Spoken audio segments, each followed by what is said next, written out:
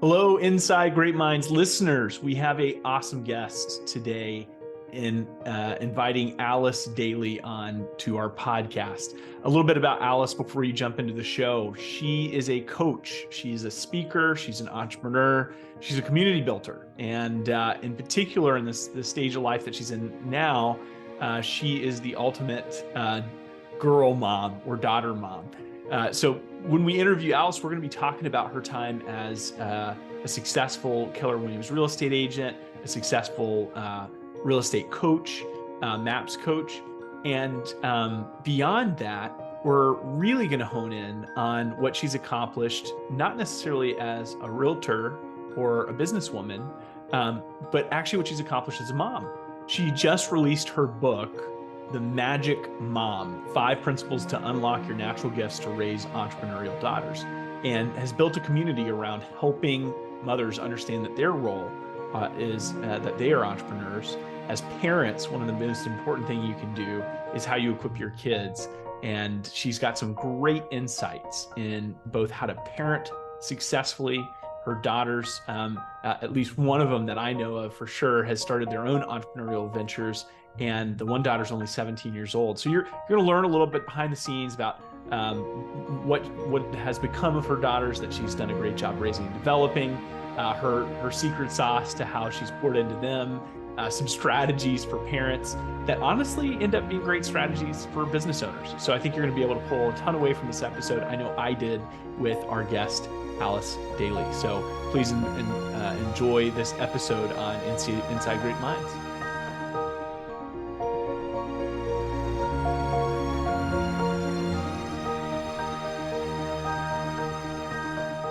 Well, thank you so much. I know you're hopping around conference to conference, speaking event to speaking event. So I appreciate you finding the time to jump on with us today and share a little bit, Alyce.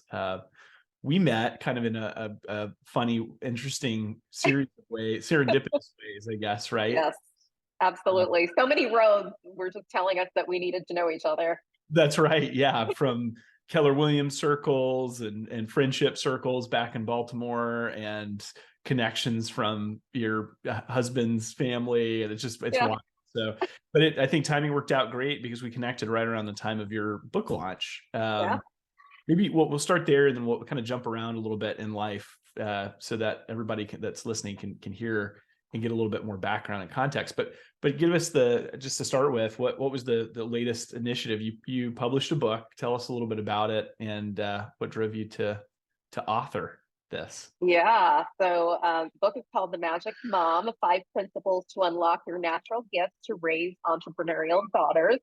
And that was really birthed out of, well, my husband and I have 4 amazing entrepreneurially minded daughters of our own, 19, 17, 13, and 10. And we've grown a really great real estate business, and we've always kind of been of the mindset of, wanting to raise our kids in a way that they can always think for themselves, and that they could always grow whatever they wanted to grow, whether that's something, an independent business or within somebody else's company, but to have the mindset, the skill set to do that sort of thing. So the book just kind of came about as a passion project, because it was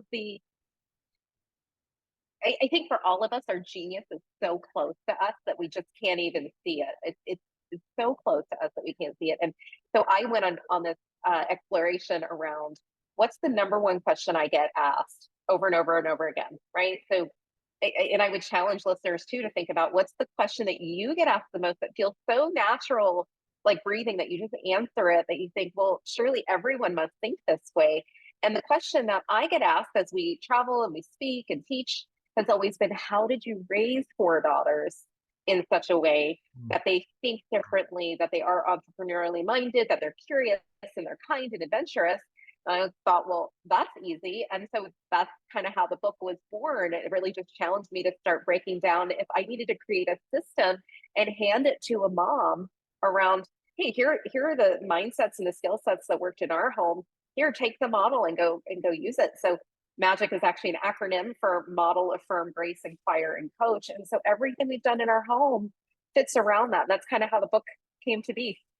That's awesome. Yeah, I love that acronym too. And there's a whole a background of experience that you've had delivering coaching that kind of married in with your role as a mom as well, right? So you're tell us a little bit how you got your start in the world of just business and life. You were did you immediately go into real estate right out of school, or how did you arrive there?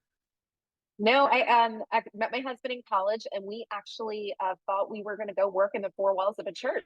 We were wired, we thought, for full-time church ministry, Hmm. and that was the road that we were kind of headed down. As we were graduating from college, my husband started taking some business classes, and he's like, "Oh, well, this is easy. This is easy." And he ended up getting his CPA after having a theology degree and a philosophy degree. Like, didn't see that coming. I went knowing that I was wired just with a love for people. I went into human resources. So I went into the nonprofit world and started working in human resources.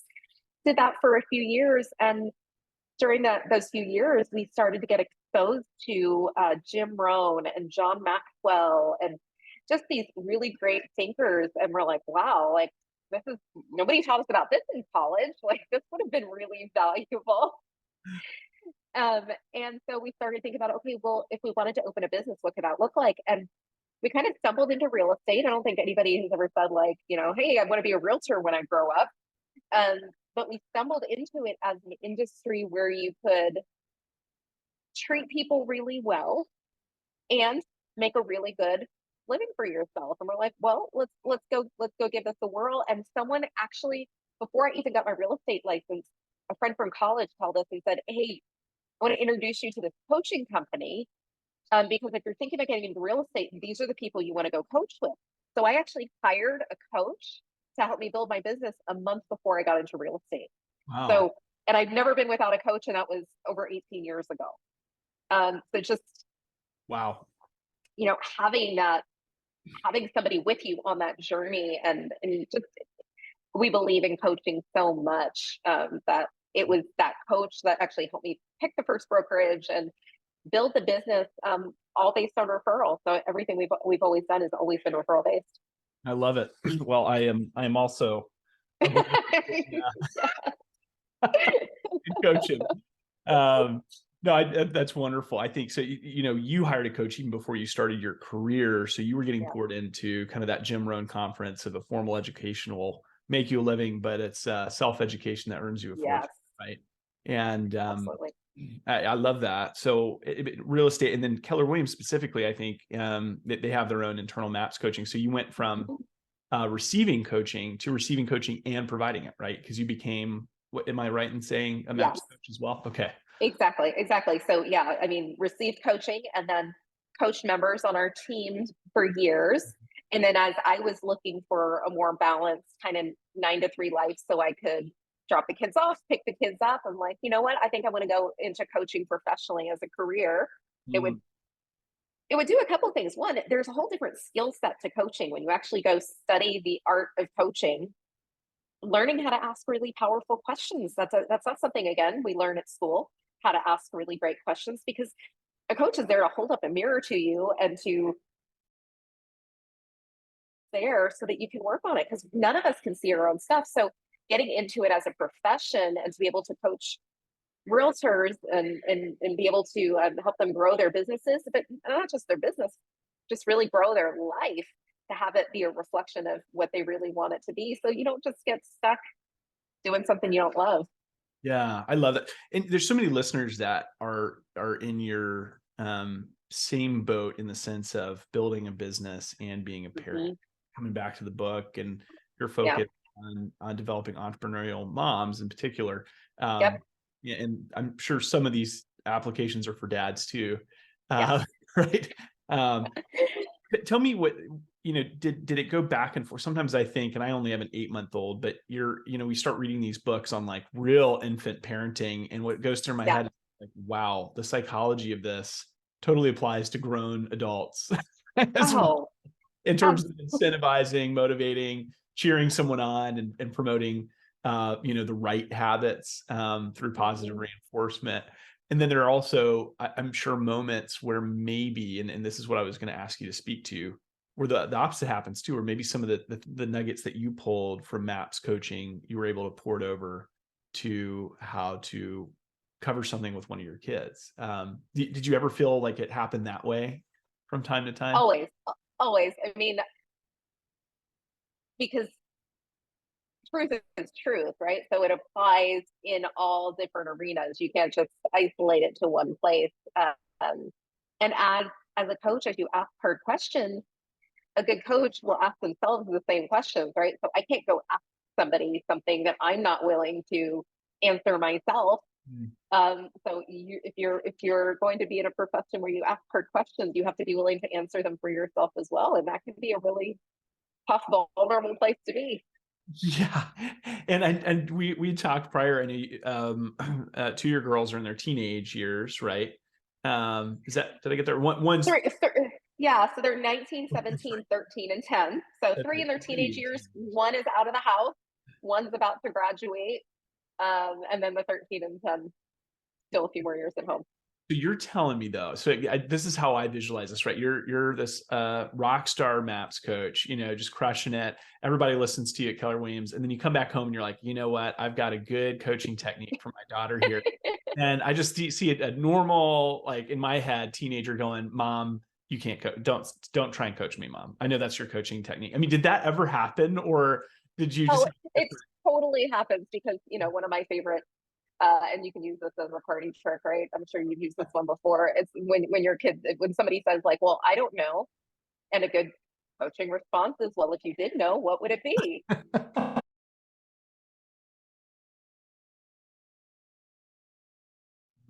Well, I know you don't know, but if you did know, what would it be?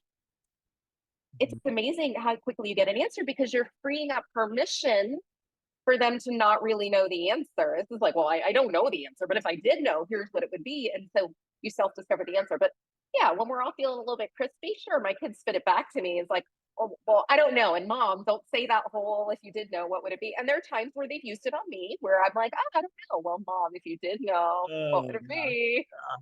That's almost like the biggest compliment when your kids do that, because they've embraced it, they're listening, and they're They're throwing it right back listening. at you. They're listening. And I think the whole idea of coaching is, when we bring it into our homes is Steph and I've always had this mindset of like we want our kids to know how to think. Like we feel like we will be successful as parents if we teach them not what to think, but how to think. And so our house is very Socratic. There's not a whole lot of giving of answers. There's a lot of asking of questions. The school that we chose for our kids, we actually moved to Austin for this particular school, which they're all over the country now, but so you don't have to go move. But it is a very Socratic school. So our when our youngest daughter was 5 and she started at the school, she went in and she asked, what time is it? Now, who would not want to tell a 5-year-old what time it is? I mean, come on, she's adorable. Of course, you'll tell her the time. It is actually a fireable offense for the guys at the school to answer a question. So instead of, "Hey, Brielle, it's 5 o'clock," instead they said, "Brielle, have you checked your Chromebook?" So Mm. they're giving her the tool of how to think and how to find the answer for herself, not just handing her the answer.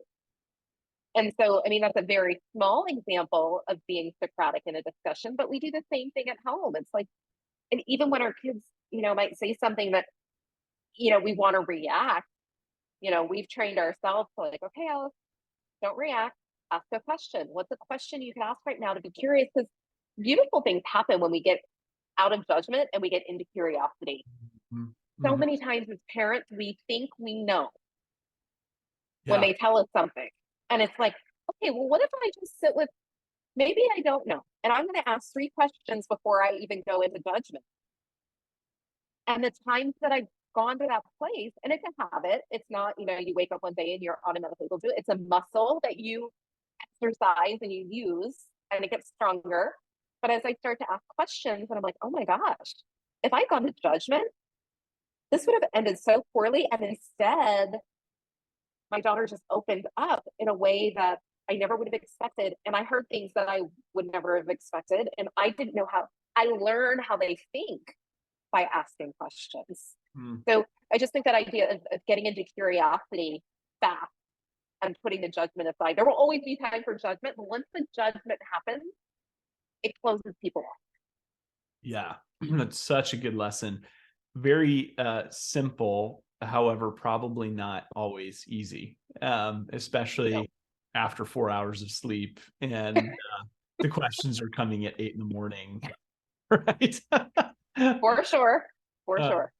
but I love what you said, because I think I've heard this isn't direct, just what I've read about is that a boarding school in the New England states, I think called Exeter, for high school age kids, I've heard have like round table, like specially built round tables in their classroom.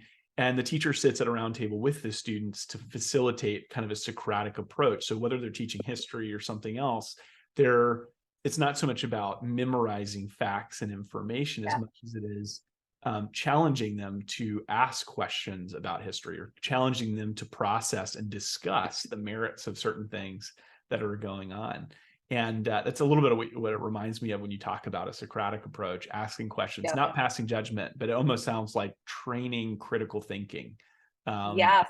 So my 10-year-old came home yesterday even, and she's like, "Mom, I led a Socratic discussion today." I was like, "Okay, cool. What was it on?" She was like, Invisalign or braces. I'm Good. like, "Wow, that's a great one. Tell me about it." Right? But those are really it's a really simple conversation. Um, and and she, run around with their friends, and that was the discussion they had, in Invisalign or braces, and it wasn't making anybody wrong, but everybody had their opinion, and they stated why they believed theirs, why they took the stance that they did, and you can do it with really simple things. It doesn't have to be life or death matters to have a Socratic discussion. Yeah, love that. So jumping around a little bit, if we went back to Alice's younger days, I mean, Mhm. I feel like our makeup of who we are as parents has obviously some to do with our own, and it can either be, oh, I like that, I'm going to do that, or it could be, Well, didn't like that, that yes. that's not going in our playbook. So growing up, what was that experience from you? Is it just, do you draw a lot of this stuff from just personal parenting that you received, or is it things that you learned later on, or what was your? Yeah. So I think that's really true, that we either, copy what the things that we like, or we like move away from, right, the things that it's like, nope, that didn't work. And so that's why the first M of magic is model, like intentionally finding models that we want to follow in different areas of life. It's not necessarily that there's one person, one model, and I'm going to go 100% after this, but we pick and choose pieces of, like, what, I really like how this family sat down and had dinner together every night. I want that to be a part of, my parenting journey. Or I really like how this mom worked outside of the home, and I think I want to do that. Or I like how this family did vacations like this. So it's picking and choosing all the way around. I grew up in a divorced home. My parents were immigrants. And so I was the first to go to, and I'm an only child, so I was the only one, right? I was kind of the guinea pig of like going to, normal school and going to college in the US. And there was really nobody to help me. Like, I just had to figure a lot of that stuff out. Um, and that was tough. I'm like, gosh, I don't want to have to figure all that stuff out on my own. So I looked at other people and other models of like, okay, well, how do you navigate this? How do you do all of this? So I think we're all always looking for models, whether we realize it or not. But I think the sooner we can become conscious of finding models that we want to go after, the more successful we'll be, because we can stand on the shoulders of giants. We don't have to go reinvent the wheel with anything ever. Yeah. Something that just occurred to me as you were sharing your story is, and this isn't necessarily a truth. It's just one of the mentors of my life used to always talk about. He called it the third generation marshmallow, and he said that the first generation is like the immigrants that come over. They have to sort out a lot. They're working. Their kids are seeing them work. They see that the work ethic of their parent Yes. in the house, like they see them, and so the emulation of that happens in the second generation. But because the because of the shift, the second child probably becomes that lawyer or doctor or successful real estate agent or whatever it might be, right? Right. Because the work ethic and the values were translated, and then there was a way to maybe scale up. And then what happens in the third generation in this story is, because the person's out of the house succeeding, the kids maybe don't see quite Mhm. as much. It's a little bit of a softer environment. And sometimes that third generation means, the kids end up like missing work ethic and missing the Yeah. critical thinking skills. But what I've heard you share that I think is so interesting is, you just talked about how you had to figure a lot of things out. You had to use and Mhm. develop critical thinking out of Yes. necessity. Now, technically, I would say your kids wouldn't in your household have to do that to be okay, but you Yes. still just to create a kind of a safe environment for them to practice that. I mean, that's what I'm hearing, and maybe. Yes. And I tell so many of these stories in the book because we've got so many of them in our house. We, whenever our kids ask for something, my husband and I, we've agreed we don't want to be no parents. We want to be yes how parents. Hmm. So we're not going to hand them the money for something. We're like, oh, you want to go do that thing? Yes. How are you going to make that happen? A great example is right now, as we're speaking, our 17-year-old, she has wanted for the longest time to go to India. It's where my family is from, but I mean, we don't have any family, like super extended family. I wouldn't know anybody there now. I have zero desire to go at this stage of life. It's not in our family plans for the moment. And we're like, well, yeah, we'd love for you to go. How are you going to do that? And it's been on our vision board for years. She's talked about it for years.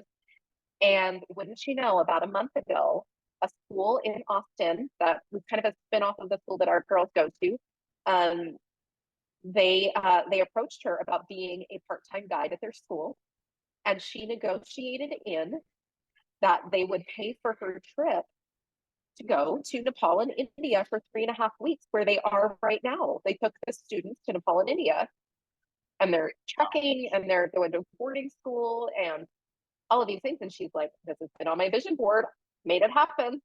Right. But wasn't like we just handed her the money and said, hey, go do this fun trip to India, because is that a noble thing for a child to want to go overseas? Absolutely. I'd want to support that. But I don't want to rob her of the opportunity to earn Mm, being able to mhm. go. Yeah.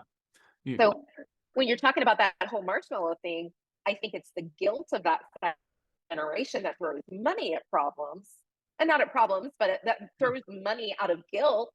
And so the work ethic never developed in that third generation, which I think with the Socratic method of asking questions and seeing what our kids really value, because we know they'll work for things that they value. mm, yeah. And she worked really hard to make that happen. Yeah. Oh, and hearing some of the stories of that you've shared with me outside of this podcast of what your daughter's accomplishing is just one of the three, the four that you shared with me Yeah. in particular, where she's, if it's okay, I share that she's like Yeah. designed a kids book, and she's how Yeah. old is she now? This is a 17-year-old. She wrote the children's book when she was 13. Um, but again, we didn't fund the project. So she had to earn the money, figure out Fiverr and Upwork and find an illustrator. And as she had the money, like make it all happen. And she'll get the book published this year. It's taken her a few years, obviously. But how much more valuable is it going to be to her because she went through all of that? Yeah, I think that's absolutely fabulous. And we, the student coaching work that we do, we looked at and said, well, do we think college is important? And I think as a organization, a group of people, we think further education of any kind is a really important thing. Mhm. I think what a lot of young people, and even their parents sometimes miss, is that there's an opportunity with all of modern technology to create a business in your backyard as a 13-year Mhm. old. And Yeah. every tool, they're like free tools, like a lot of them are like free in the right. Yeah. And so just being able to get that experience can make college and any further education so much more meaningful Oh, to for what they've already sure. done, right. So I'll give you a resource. Childrensbusinessfair.org is I believe the website, but you can go look up children's business fairs in your own town. And a part of the requirement of the school that our kids go to is that they participate in a business fair every year. And this is, every kid from like 4 years old all the way on up. because there's always something you can do to provide value in exchange for money. So of course, you got the elementary kids, they all love to bake stuff, right? So a couple of years ago, like I'm watching all the elementary kids out there with baked goods on a Saturday morning. Well, one of my daughters, she had some baked goods, but she also had bottled water. She was the only one with bottled water. So she's like, Mom, I was going to sell it for $1, but I'm the only one here with water. And these parents keep coming and buying up the water. Do you think I could sell it for 2? I don't know what would happen if you tried. And she did. And she's like, this is kind of awesome. And then she's like, you know what? The next year, she's like, I think she was like 9 or 10 at the time. And she's like, you know what? Making all that food's hard. I think I'm just gonna like you just drink. What kind of she started surveying what kind of drink the parents want to drink on a Saturday morning outside.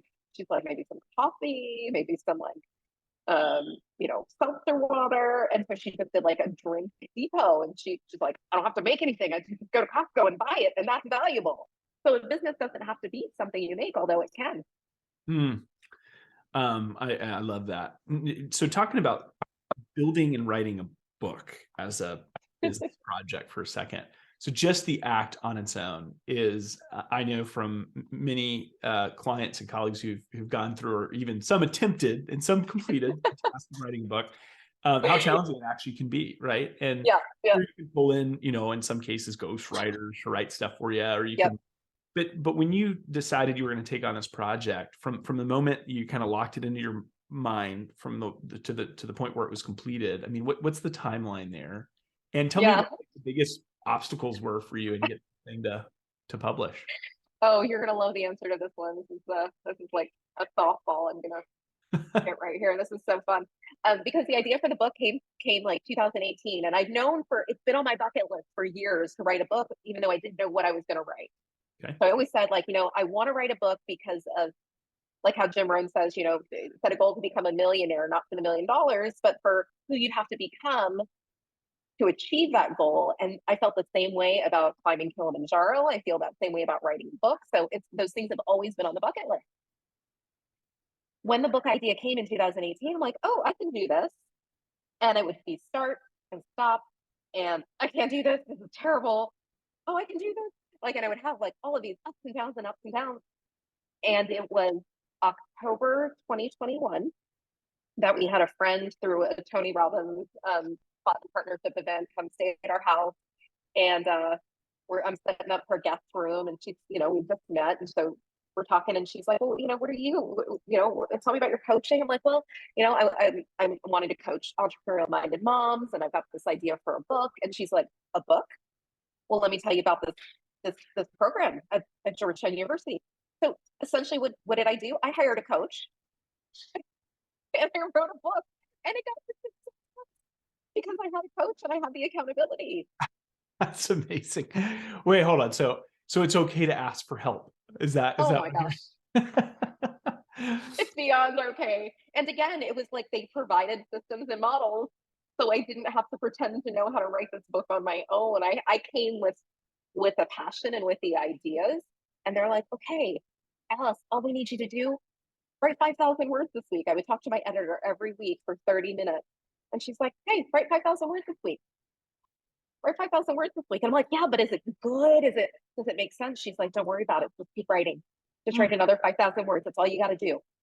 I'm like, okay, I'm just going to trust you in this process. This feels really uncomfortable and I don't like it. And I think you might be wrong, but I'm going to do it anyway because I promised. And then before you know it, she's like, look what you have. Gosh, yeah. What a cool example of, the concept of reverse engineering. Yeah, I mean, we know all this stuff, right? We People think do. when we're coaches, like, to be a coach, you got to know everything and be perfect. And it's like, so the opposite. I mean, So the opposite. but when you find an area that you struggle in, you put accountability around it, get some outside perspective, and then you go, oh, the same principle that worked over here works here too. We're here. Yeah. It's hard to see our own blind spot. It's just such a good story for that. I love that. So, in your journey of parenting, what were some of the earlier books that maybe you read that helped formulate your style and approach, and also helped lead to seeing what was already out there for moms and parents, and then what was missing. Like, what were some of those key books, maybe early parenting, that were helpful for you? And maybe they weren't parenting books, maybe they were business and leadership. Yeah, I think that's exactly it. They weren't parenting, but because I think a lot of the parenting books give us like techniques of how to do things, and like, well, this is my philosophy on how to put kids to bed and make them sleep all night, and this is how you should discipline them. And it's like, and you'll read two books and you're like, they say exactly opposite things. Like, how, like, now I'm really confused. Mhm. The books that helped the most were the ones that helped me work on me and helped me grow personally. Because because our kids are too busy watching what we're doing to listen to they're not listening to what we're saying. They're watching us. So the premise of the book, actually, the epigraph of the book comes from a Glennon Doyle book, Untamed. And in there is a quote from Carl Jung, that says that the greatest burden on a child is the unlived life of a parent. Ooh, yeah. So if you start from that place and you say, you know what, the greatest thing I can do for my child is for me as a parent to fully live, Mhm. that flips parenting completely on its head, to say this isn't about what I can give you, what I can do for you, and being the martyr. Instead, this is, how do I live a really full life? Because that's who my kids are looking at. We say that we want our kids to be happy and we want them to be fulfilled. You're like, oh, I just want my kids to be happy. But if they look at you as a parent, are you happy? Am Good. I the kind of adult that I want my child to be? And I think for many of us, we would look at parents, adults, aunts, uncles, and say, oh gosh, they were miserable, Yeah, right? sure. Like, Yeah. they went to work, clocked in, clocked out. We went on the same vacation once a year, same place every year. They lived for retirement. By the time they got to retirement, they were too ill, too tired, too whatever to be able to enjoy it. But we're telling our kids we want them to be happy. So won't they just be happy? No, no, no, because you just modeled for them the complete opposite, and they're going to do the same thing.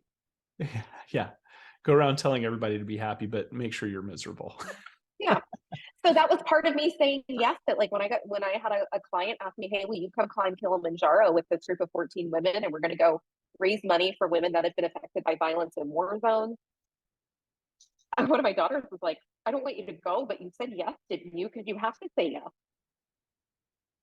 Hmm. And I was like, oh my gosh, like, she's right, but like, you're like 8. That's amazing. Um, we have to go out and do those things. And some parents would say, but that's so risky. I'm like, yeah, but there's a bigger risk in not ever fully living. Hmm. Yeah, so good. And I think about this too. And again, I'm at the beginning of the parenting journey personally, but yeah, I think of how, when we work with clients, it's easy to craft an image, or, and even if we're vulnerable a little bit, they don't get to see everything. They don't get to see all the messy Right. details behind the Yeah. scenes, but like, there's no getting around that with kids, right? They're just going to No. full on version of you. And I feel like because of that, they end up being a great representation of how you're able to apply all these concepts in daily life. And it doesn't mean at all that we're going to be perfect, but it's actually, how do you react to the failure and the imperfection, when in behind the scenes, where your kids see it, right? Yeah. Yeah. Well, I love the Sarah Blakely story, right? Like, her dad said, like, I want to hear what you failed at. So if we normalize failure, because that's how we grow, that's a very different child than the one that's fearful of the red pen. Like, I grew up afraid of the red pen. Like, I come from a culture that's like, no, no, no, like, you only do it if you can get it right. So there's been a lot of unlearning for me, Wow. and needing to be honest with our kids of, hey, times that we mess up, but we can celebrate the times that we mess up, because it's like, all right, well, all right, we're gonna learn. So either way, we win. Yeah. So, yeah, so many good nuggets. The name of our podcast is Inside Great Minds. And so one of the things I like to ask all of our guests is how they define a great mind. So in that context, you've written a book in a way about what makes a great mind. It's just with the Yeah. focus of, as a mom to entrepreneurial daughters, right? So in Yeah. that context, what would you say, in a handful of words or sentences, really makes up a great mind? I love the question. I think a great mind is one that's active and always growing. I think when we get to this place of thinking, oh, I'll just maintain, to realize there is no maintaining. We're either growing or we're dying. And we live in a culture and society that once we finish school, most people stop growing, stop learning, stop developing. And yet we're in an age where we have so many resources at our fingertips where we can choose to scroll social media, or you can listen to an amazing book on Audible, right? Like we can go so many different ways. So a great mind to me is one that is consciously growing, choosing to expand. Hmm. Well, what you've chosen to do is very difficult, which is you could have been very comfortable, building a real estate career, continue to be a MAPS coach, and not going on tour, talking to tons of moms about a book that took you a couple of years to write, and some coaching, some investment. And so it's a really difficult path. At the core, what was the driving purpose in getting uncomfortable and knowing that this wasn't going to be the purpose of becoming a trillionaire by writing a book necessarily, right? So what was the driving force for you to get uncomfortable and do this? A couple things. One is what we just talked about of growth, right? This is my next pathway of growth. To master anything, go teach it. Hmm. So that's what I'm on the journey to go do, is to go teach principles that will help moms raise entrepreneurial kids. And it starts with that. It starts with mom herself, right? Because it's so funny, because the book, The Magic Mom, moms will pick it up because it's like, oh, this can help me be a better parent to my daughter. Yes, they'll think like, okay, well, it's got these tools and techniques for her. And really, it's a personal growth book disguised as a parenting book, because it's all about growing first as moms to be able to, raise this next generation. And so growth would be one. And then second, I would say legacy. I want my legacy to be empowering other moms to raise strong, I say daughters because I have four of my own, and all of my stories are girl stories. And the truth is, everything in this book relates to boys too, because they're just principles, and principles are transferable. So yes, if you have boys, one of the greatest compliments I got paid was, I just did a speaking engagement, and there was a 28-year-old single dad of a son who said the book was so good, it was like it was for me. Oh, that's awesome. So he took all of the same stuff. So obviously transferable. So I'd say growth, and then I would say legacy of, I want to raise four really empowered daughters, and I want to help other moms do the same, because it shouldn't be this unique thing where people are like, oh my gosh, this is so unusual. Your girls are so different, and they're so. I want that to be the norm. I want all of our kids to be curious and kind and adventurous and entrepreneurially minded, whether they go start the next Google, or whether they're an entrepreneur within, an organization, or if their calling is to be a mom. Because again, another fundamental belief of the book is moms are the greatest entrepreneurs on the planet. I mean, because being an entrepreneur just means taking initiative, and there being an element of risk. I can't think of anything else that is more risky than bringing a child into the world and raising them. So, for the moms that are listening, you are the greatest entrepreneur on the planet. So start owning that space, because, yeah, you are.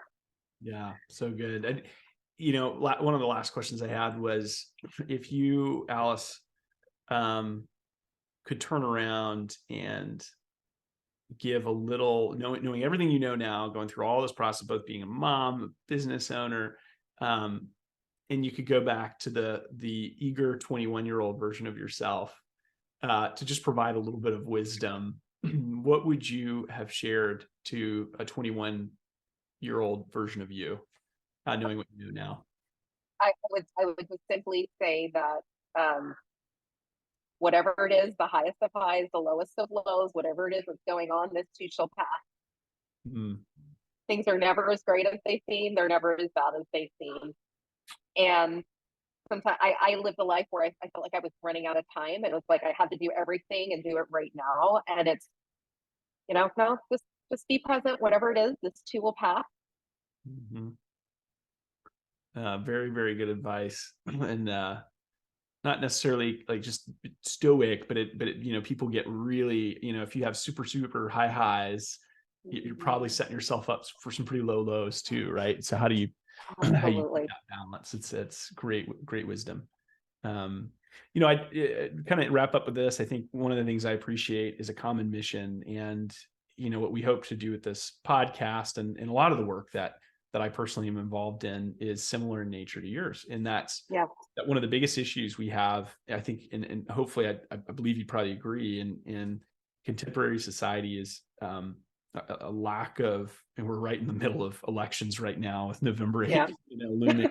And it's just so much divisiveness of how people feel, and the feeling and the lack of the ability to manage it and have rational conversation, I think, is at the core of a lot of the world issues that we have. And where I used to think the answer would be, hey, I should, jump into politics. I think my learning has been, that probably the best solution is just to work on the next generation and helping them form the right habits around how they think and make decisions. So really appreciate your effort in doing that, not only with your own kids, but packaging it in a nice book that you can share with others, because that does make a huge difference for our future. Absolutely. Yeah. All the emotions come from the way that we think. So that is the right path. Yes. Alyce, thanks so much for coming on. We'll have links in the show notes for your website, but where folks can find your book, providing some parental coaching, which I think is wonderful for mom, right? Yeah. And maybe dad as an option. Yeah, for sure. But really parents, right? Parent coaching. I do have a passion for entrepreneurially minded moms. So that means that means all moms, right? And you don't have to have a business to be a part of that coaching. It's a mom who has that growth mindset that's like, you know what? I want more for myself so that I can have more, do more, be more for my kids.